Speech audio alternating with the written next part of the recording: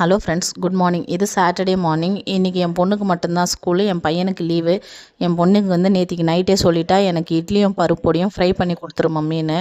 அதனால் காலையில் எந்திரிச்சு வந்தோடனே ஒரு அடுப்பில் இட்லி ஊற்றி வச்சுட்டு நெய் தீர்ந்துருச்சு. அதனால் நெய்யும் ரெடி பண்ணிடலான்னு இன்னொரு அடுப்பில் நெய் ரெடி பண்ணுறதுக்கு வச்சுட்டேன்.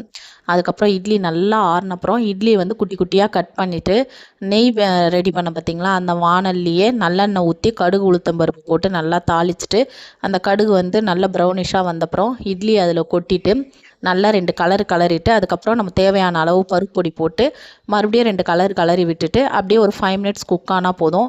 சூப்பராக இருக்கும். இது பச்சையாக கூட ஊற்றி கலந்து கொடுக்கலாம். ஆனால் அந்த நல்லெண்ணெய் ஸ்மெல் என் பொண்ணுக்கு பிடிக்க மாட்டேங்குது. அதனால் மோஸ்ட்லி நான் இப்படி தான் செஞ்சு கொடுப்பேன். செம்ம டேஸ்ட்டாக இருக்கும். மார்னிங்கு பிரேக்ஃபாஸ்ட்டுக்கும் இதே தான் கொடுத்துருந்தேன். எங்களுக்கும் மார்னிங் பிரேக்ஃபாஸ்ட்டுக்கு இதுதான். மதியம் லஞ்சுக்கு எங்களுக்கு புளி சாதமும் உருளைக்கிழங்கு வறுவலும் தான். இன்றைக்கி லஞ்ச் மெனு இதுதான்.